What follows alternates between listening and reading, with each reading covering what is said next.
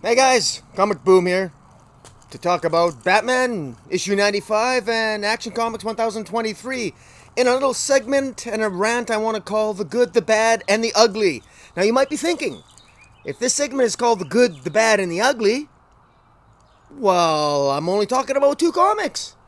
I'm talking about Batman 95 and Action Comics number 1023. What's the third one? I mean, one of them's good, one of them's bad, one of them's ugly, right? Well, guess what? One of those comics is both bad and ugly. And you could probably guess which one that is. But in any event, let's get started. First, I got to identify the drink. This is now Crown Vanilla and Coke. Last week when I did this, I enjoyed some Corona. I also enjoyed last week. There was a birdhouse up here. The birds are now gone. The four little birdies have flown away. And it really is true, birds do not return to the nest. I did not know that. Although occasionally they fly by and they crawl on the ground, and we might see a couple on the bird bath back there. But in any event, guys, the good, the bad, and the ugly. What's good? Batman 95 is good. Batman 95 is great. James Tynion the fourth continues to hit it out of the park, and I'm thoroughly enjoying it. Now, all I can tell you about Batman 95 is all the build-up that led to it, it's really paid off because I'm invested in the story. I actually like Punchline. I think she's growing on me. Punchline in this issue gets one up on Batman. Batman, of course, leading into Batman 95, which is really kicks off Joker War. Batman 95, Batman is broke. He's depressed. He's got a sword through his leg from Deathstroke. And what the hell is he going to do? He's got to start over. In the meantime, there's Luke Fox, Lucius Fox's son. He's captured by the Joker. Batman's trying to find his hideout, but the Joker has got all the bases covered because Luke Fox, Lucius Fox's son, he knows where all the secret Batman hideouts are, and so he's got everything under control. Everything is completely covered, and there's literally nothing that he can do about it. Poor Batman. I mean, what's he gonna do? I really don't know, but I'm looking forward to seeing what comes of this. Meanwhile, Batman here is trying to sneak into Wayne Tech through various different portals that he has. And it's kind of interesting here. Punchline, he runs into Punchline. Punchline is torturing Luke Fox, trying to get information out of him, forcing him through one of her homemade toxins, a combination of Joker toxin, Venom toxin, Scarecrow toxin. Punchline is apparently a little chemist herself, much like her mentor, the Joker, and she's essentially trying to torture Luke Fox and to try to hack into Wayne Tech, and is successful in doing so. Now, what I like about this is that apparently Batman has what Punchline refers to as his 6 different crisis caves. He's got 6 different crisis caves, micro caves, that he has that gets him into Wayne Tech in the event of a particular emergency or crisis. Now, it's interesting that she said that there's 6 crises. Now, I wonder if there's any reference to... There was a storyline by Brian Bendis a while back where he, in the pages of Young Justice, where he talked about there being 7 crises. And here we have Punchline mentioning 6 crisis caves that Batman has, them all being discovered. But I'm thinking maybe there's 7 crisis caves and she's not aware of the 7th.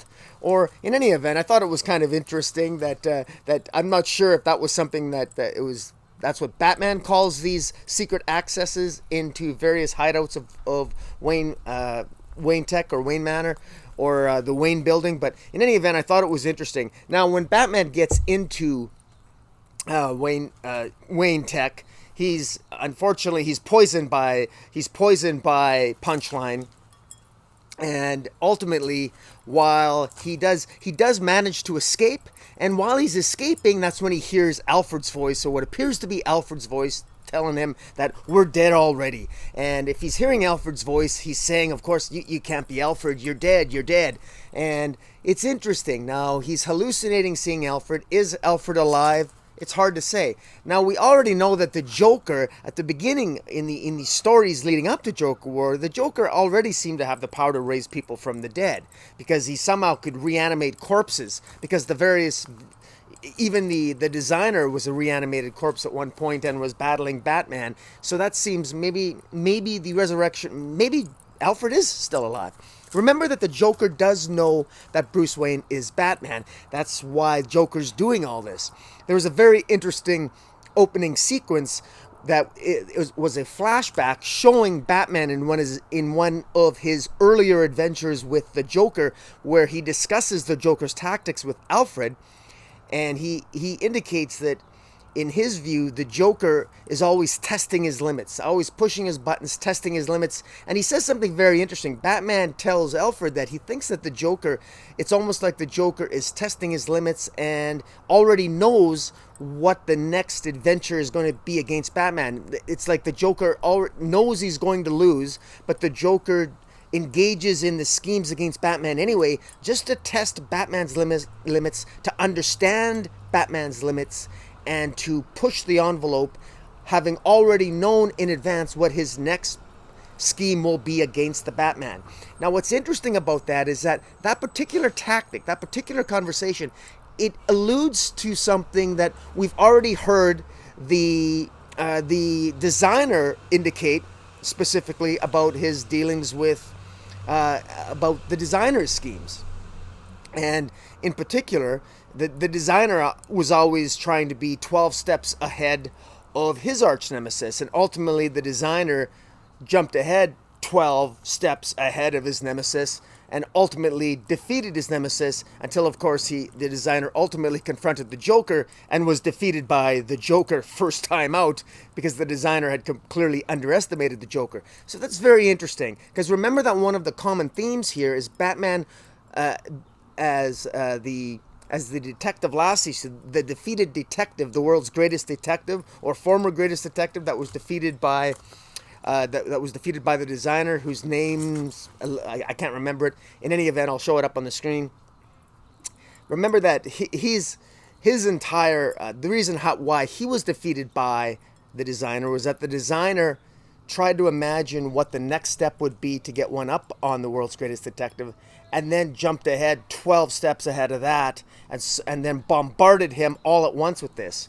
And of course, the designer then easily defeated the detective, and the detective learned the art of losing, apparently, and that was the art that this world's greatest detective taught a young Bruce Wayne, who was in the midst of training to be, of course, the Batman. So I'm wondering if there's that clearly I think that what's going to win the day here is Batman's going to win at the end of the day, and that the Joker has, just like the Joker has implemented a grand design akin to the designer in this ultimate test of the Batman, I think that the Joker has underestimated the Batman, because the Batman has probably also implemented a plan, or is capable of implementing a plan, knowing that a situation like this might arise where he loses. Accordingly, if the Batman has done what I suspect he's done, he's probably not completely without some plan yet. The Batman probably has anticipated some of these things, because clearly Batman, he always holds some things close to the chest. Batman never reveals all his end games to everyone. You know that he probably has some other crisis caves out there, some other secret access portals to various items or weaponry of Wayne tech that he probably never told Luke Fox about. Bruce Wayne would never, Batman would never trust and put all his eggs in one basket, namely Luke Fox. He would never ever do that. So I think at some point here we're going to see that Batman does in fact have one final end game to play, and that he himself is a little bit of a grand designer himself, much like the Joker, and that's what we're going to see in the coming issues, and I'm looking forward to that. Now, in the meantime, we also get the revelation here of a new Batsuit. Now, what I like about this is related to the Punchline's comments about the discovery through Luke Fox of these so-called 6 micro crisis caves that Batman has into secret entrances into Wayne Tech. Batman discovers the new Batsuit that was created by Luke Fox, and Punchline even alludes to the fact that it looks hopeful, that it's the coloring scheme of the new Batsuit is not as dark. It's got some brightness to it, some lightness to it. It's got elements of white in it. So it's got elements of white and darkness, of light and darkness. So you can see the element of hope being illustrated on the bat suit itself. And that's interesting. Batman sees it for the first time. This is where we're also getting our first hint of what 5G very likely would have been. We know from the rumor mill, and we know it's pretty much been confirmed. It's an open secret that 5G would have had Luke Fox being Batman, and clearly this probably would have been the suit that Luke Fox would wear as the new Batman, which of course is no longer going to be the case. Thank God. I think that was a terrible idea. And in any event, if we do get Luke Fox as Batman, that is the suit that he's probably going to wear, but we know those ideas are likely been scrapped. But you can see the remnants of 5G in this particular issue. Now, meanwhile, the Joker here, while Punchline is attempting to incapacitate Batman, Batman escapes, of course, through the ghost of Alfred somehow. We know the Joker is apparently buying up theaters. The Joker is at the Monarch Theater, talking to the curator of the Monarch Theater. Now, the Monarch Theater, of course, everybody knows. Or if you don't know, I'm going to tell you that the Monarch Theater is the theater where the Wayne family went on the night that Thomas and Martha Wayne were shot to death. After leaving the Monarch Theater, where they saw the movie The Mark of Zorro, that's when young Bruce Wayne experienced the trauma of losing his parents and ultimately became Batman. Now, the Joker must know that, and I'm sure, well, he obviously knows that. He knows Bruce Wayne is Batman. So Joker now is buying up all these theaters in all of Gotham, and he's apparently filled up the Monarch Theater with different the citizenry of Gotham, and I don't know. Why is he doing that? What's the motive for doing that? To buying up all the theaters? That's unclear. We know that's some part of Joker's end game as his way to continue to test Batman and understand Batman's limits. Not really sure what the motivation is behind that. Meanwhile, the underbroker, Mr. Graves, the underbroker, when he's not wearing his mask, the underbroker is a lawyer by the name of Mr. Graves, and he works for the Joker, or more specifically, he now works for Wayne Enterprises, that has a new CEO, who is, of course, the Joker, thanks in large part to the underbroker. Now, the Harvey Bullock confronts, or rather the underbroker, or Mr. Graves confronts Harvey Bullock and tells him that they're going to civilly sue the Gotham PD for harassing Wayne Tech, for Wayne Enterprises. Get out of our way. You're harassing us. This is harassment. Of course, Harvey Bullock will have none of it. He knows full well that it's the Joker that's behind this. And Harvey Bullock, I really love Harvey Bullock as the commissioner here. He doesn't take any crap from the underbroker. He's a no holds barred. He's a hard ass redneck detective, and he's seen it all and heard it all. And Harvey Bullock is no pushover, and in many ways, he's even more kick-ass than Commissioner Gordon, and that's what I love about Harvey Bullock. And you know that there's a confrontation here that's ultimately going to be taking place. We know that Gotham City is filled with corrupt cops to begin with, and now with the Joker running Wayne Enterprises, you got to wonder that Harvey Bullock is going to have his hands cut out for him. I mean, what the heck is this guy going to do? Harvey Bullock smokes to deal with stress. I drink. I mean, I'm pretty sure his lungs are going to be filled with to capacity by the end of this storyline.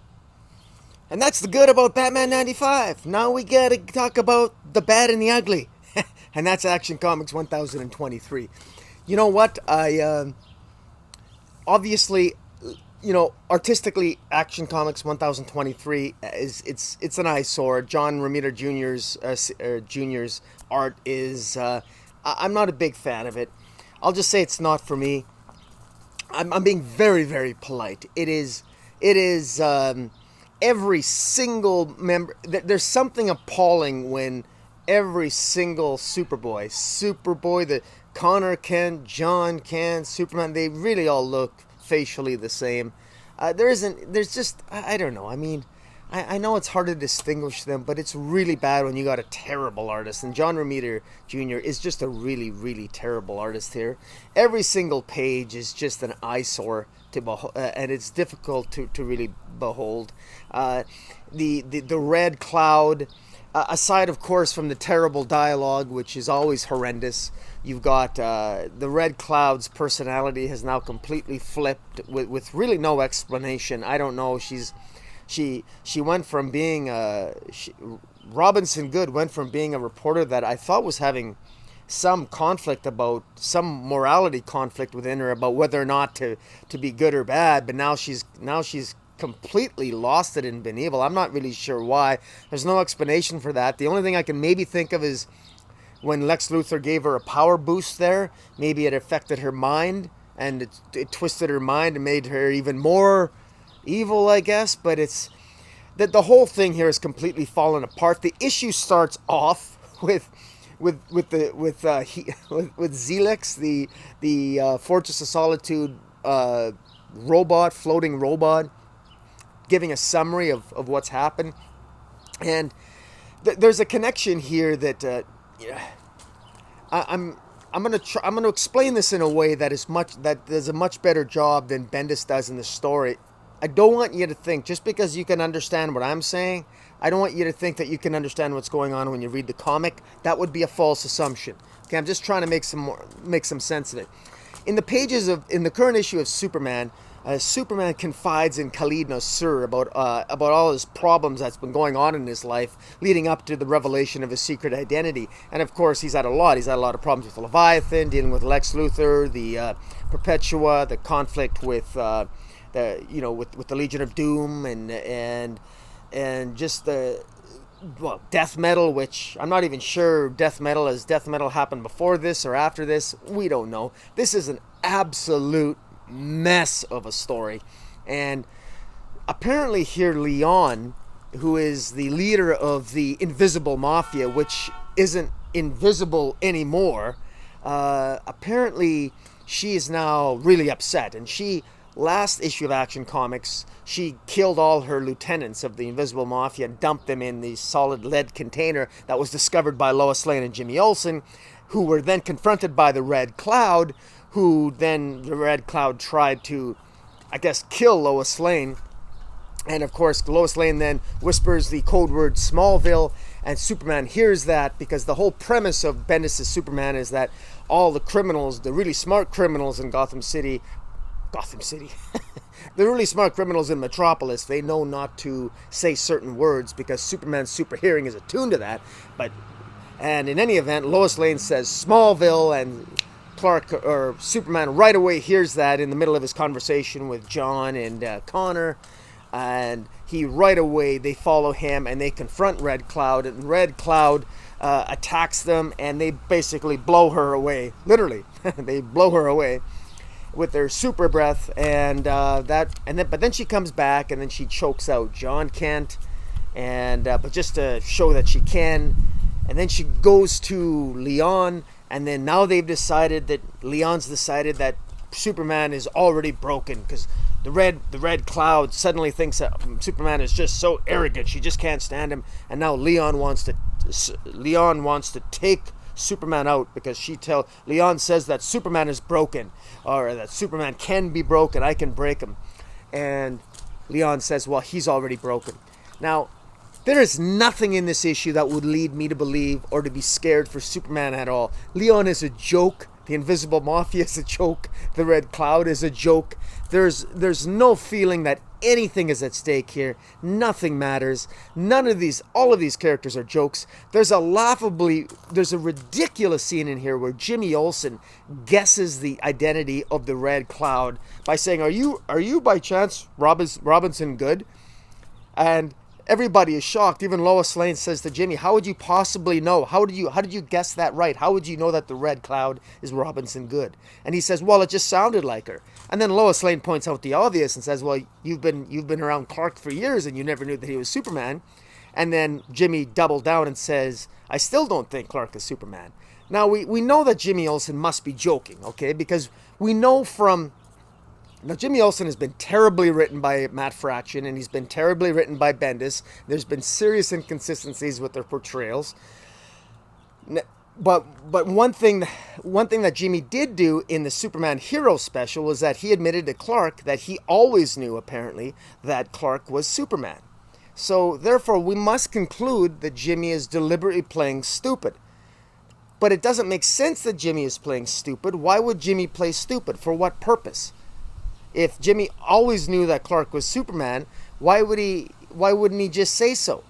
And just say, well, actually, Lois, I always knew that Clark was Superman. That's how I know Robinson Good is the Red Cloud, because I'm just good that way. I know.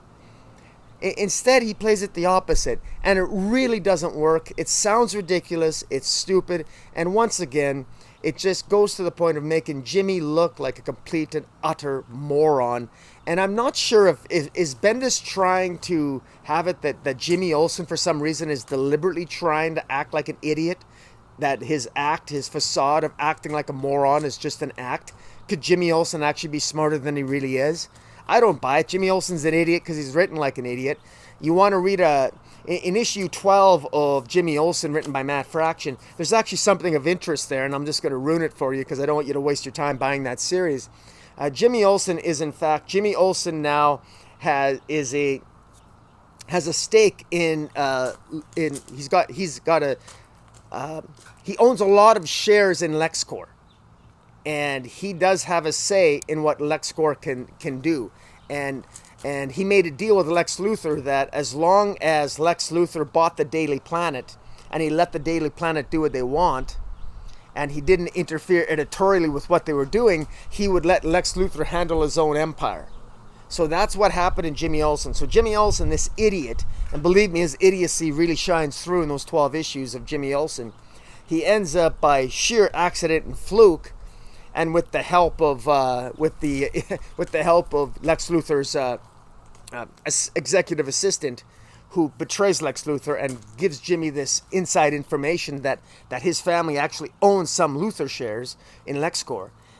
Jimmy uses that to say, I want you to buy the planet, protect the planet, and not interfere with them editorially. So that's how they get around. That's how they're going to get around this. The fact that Leon is actually, who is a mafia figure.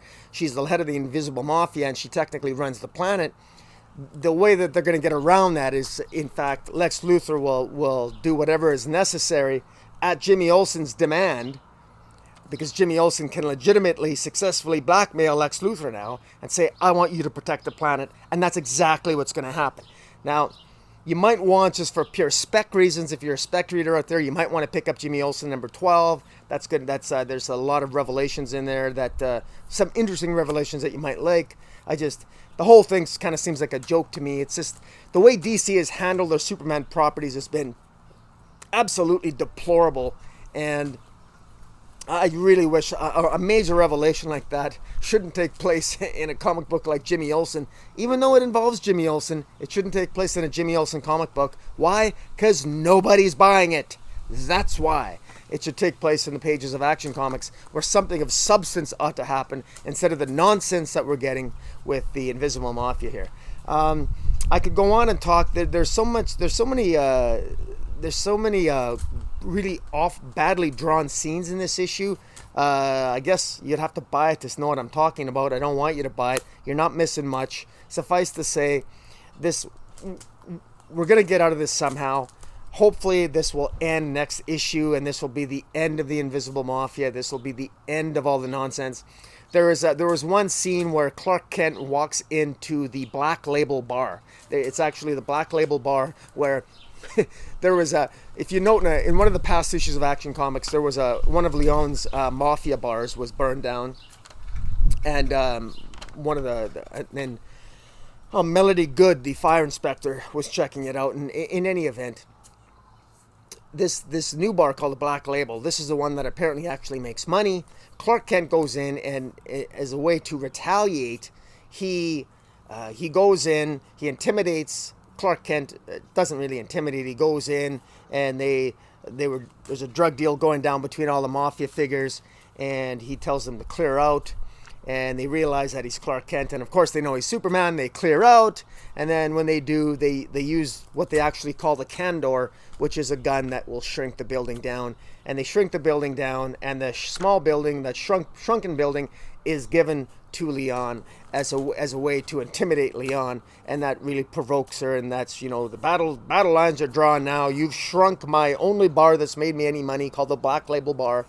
Now I'm not sure if that's a reference to the Black Label series, for DC, which is that to allude to the fact that the Black Label series makes money for DC? I don't know. I'm not even sure if the Black Label series of books actually does make a lot of money for DC, but I hope it does, because it's certainly better than the mainstream books, and it's more provocative and a little bit more upper class.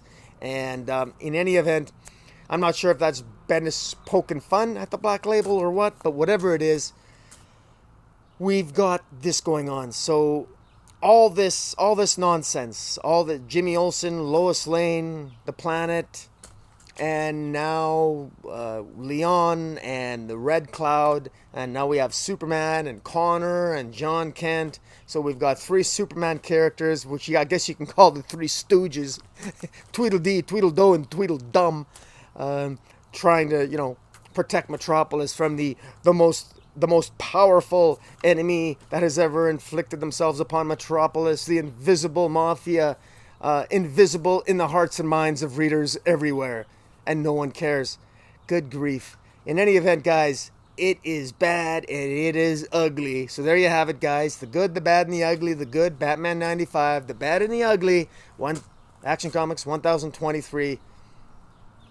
Tell me what you think of the mess, guys. Tell me what you think of the good, the bad, and the ugly. And until next time, hit the subscribe button. Follow me on Twitter at Metropolis40. And Comic Boom out. Whoa.